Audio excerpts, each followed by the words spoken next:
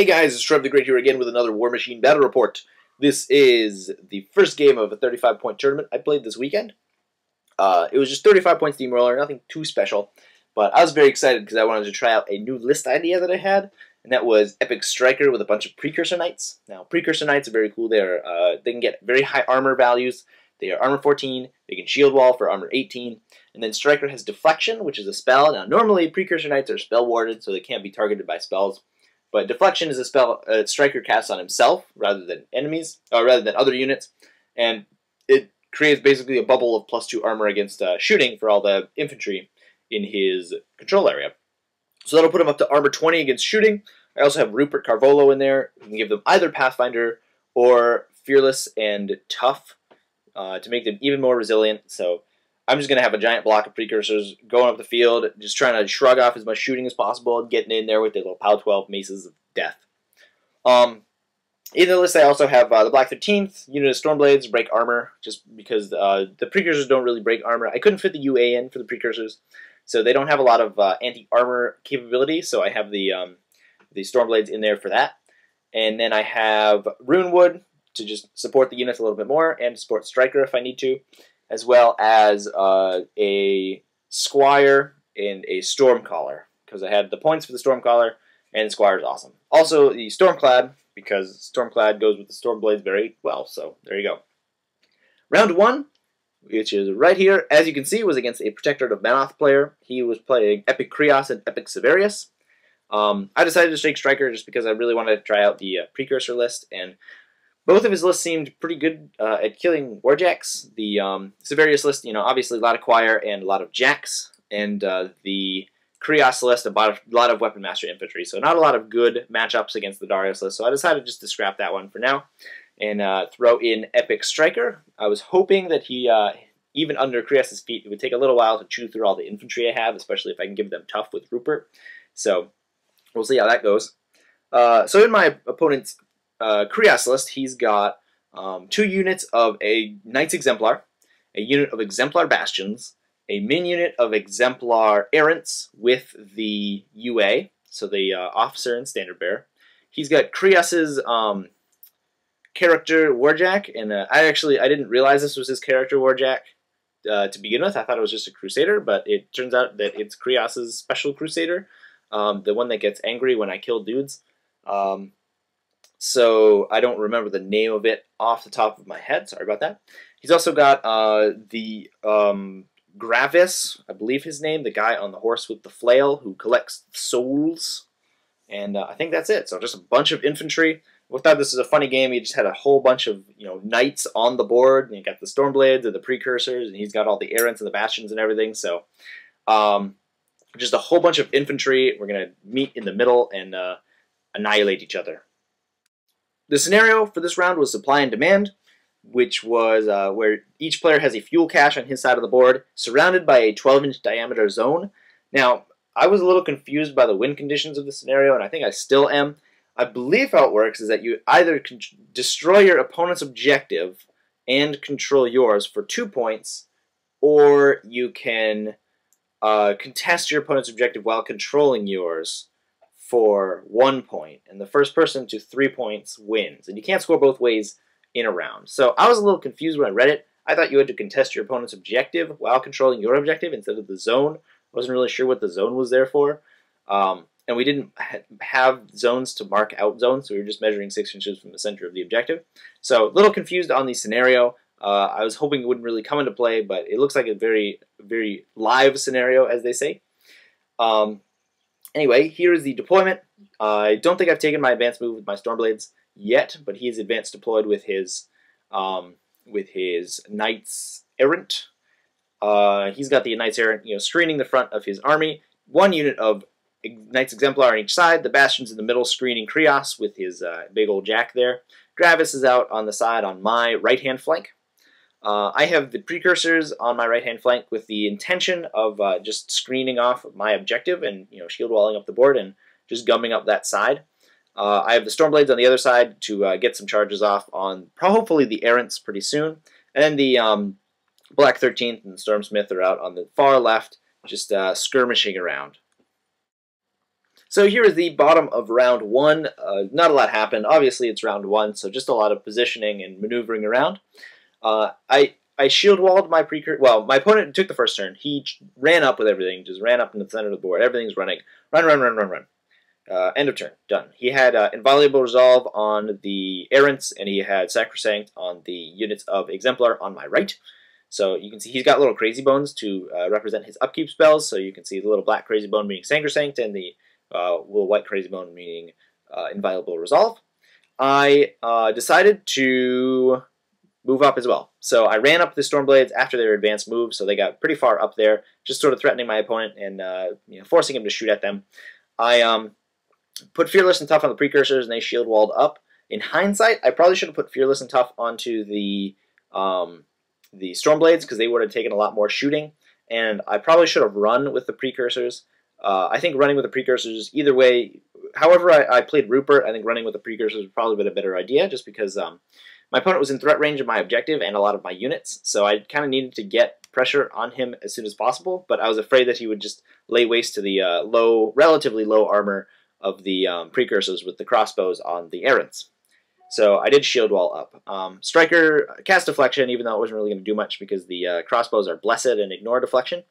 I figured if he had any other shooting or spells or anything, that would help. So there's no reason not to. Stormblade, the Stormclad, sorry, went up to the middle behind the wall there just to get some shooting off. My opponent came closer, and then everything else sort of followed up behind the infantry wall.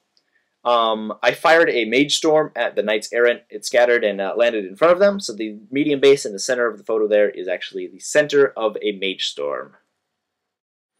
Okay, this is the bottom of round 2. Unfortunately, I was trying to go very fast, so I wasn't too diligent on taking photos this game. Obviously, with 2 very infantry-heavy armies, we have a lot of models on the table, and we really want to preserve our death clock as much as possible. We were playing death clock. Not that it really matters for the sake of the report, but it does change how we play a little bit, I guess. So what my opponent's done at this point, it has charged in. He's got 3 or 4 models under the objective, done, I think, 15 or so points of damage with his Weapon Masters, and basically just run everything in up towards the precursors. He also fired with the Exemplar, or the Knights Errant at the Stormblades, killed 4 of them, I believe, and that was not nice of them, so killed a bunch of the Stormblades, very sad. In my turn, I decided to counterattack with the precursors. There's no point in shield walling at this point because the Weapon Master, I realized at this point the Weapon Master swings from the Knights Exemplar were just going to go right through my shield wall. It doesn't really matter what I was doing, so I decided to charge in, kill as many as possible, and just relieve the pressure from my objective. So I charged in with the precursors, did a whole bunch of damage. A couple got knocked down because of Sacrosanct, and I killed 4 or 5 Knights Exemplar with that, so that was very nice. I counterattacked onto the Exemplar Errant as well. I assaulted in with a bunch of my Stormblades, killed, I think, probably half the unit. Fired with the Stormclad after accumulating one from the Stormblades. Boosted a hit on one, killed him, jumped to another one, killed him as well, so just dropping them like flies. I swung at the Seneschal. He does have an exemplar an errant Seneschal in there, I forgot to mention, and did a couple points of damage to him. He decided, I would have killed him, but he decided to sacrifice another Knights Errant for that.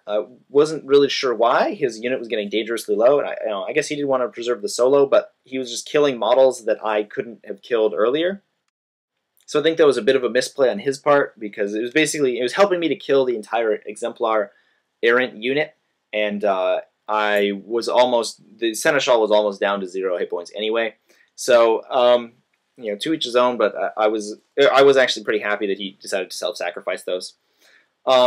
I also put a Mage Storm down on the unit of Knights Exemplar on the left-hand side and wiped out almost all of them. I think the one that I directly hit survived, but I killed 4 or 5 out of the Knights Exemplar unit, which was awesome. Very good that I was able to do enough damage to them. But unfortunately, I don't really have an endgame at this point. My opponent's right in my objective zone. He is, as far as I know, not controlling his zone. So he's not controlling his zone. He doesn't have enough models in the zone to control it with his units. So he's not scoring at this point, but he could theoretically. So pretty apprehensive about that. And I don't really have a line to Kreoss. I really need to deal with the bastions first because they're screening Kreoss very well. So we'll see how it goes. Okay, so this is the bottom of round 3 or 4. I did miss a couple photos in here, I think, which was silly on my part. So what's happened here is that my opponent, in his turn, he feeded with the Knight's Exemplar. He got a bunch of swings off onto the precursors and the objective. He was able to kill the precursors down to 1 man. Gravis also moved in, did a bunch of damage to the precursors as well. Then he swung at the objective, killed the objective. Now, the objective explodes when you kill it, so it actually wiped out a unit of Knight's Exemplar as well, but it netted my opponent 2 control points. And he moved up with the Bastions to screen Kreoss, charged in with his Jack. His Jack gets angry when I kill a model, so when my precursors were killing models, they were getting knocked down, and the Jack was moving forward. I believe that's how it worked. So the Jack moved forward very quickly and was able to get in range of the Stormclad and kill him pretty easily, which was too bad for me. In my turn, I was down to 1 precursor and 1 Stormblade left because the Seneschal also swung at the Stormblades, did a bunch of damage. I shot at the last Knight's Exemplar that was on the left-hand side, killed him, shot a couple shots at the errant Seneschal. He sacrificed into the errants and ended up wiping them out, and then I killed the Seneschal, so killed all of those guys. The last Stormblade charged into Gravis, tried to do a couple of points of damage, but I think he missed, so that was pretty anticlimactic over there. And now what happened here was I had one last Precursor Knight. He was knocked down because I think he made a tough roll last turn, so I decided to sack action and move. And when I moved him, I actually moved him out of the 6-inch zone, which my opponent was controlling with the Bastions, I think, because he had 3 Bastions in the zone out of 5. So that allowed my opponent to score another control point, and on top of the 2 he got for killing my objective, he won the game. So that was I allowed myself to lose on scenario because I hadn't read the scenario. It actually worked out in my favor. I don't think I was going to win this game anyway. I was moving the rest of my army around to threaten his objective. He didn't really have anything on it, so I could have probably killed it next turn. But I really didn't have a plan at this point. We'd pretty much destroyed each other's armies. All of our infantry was dead.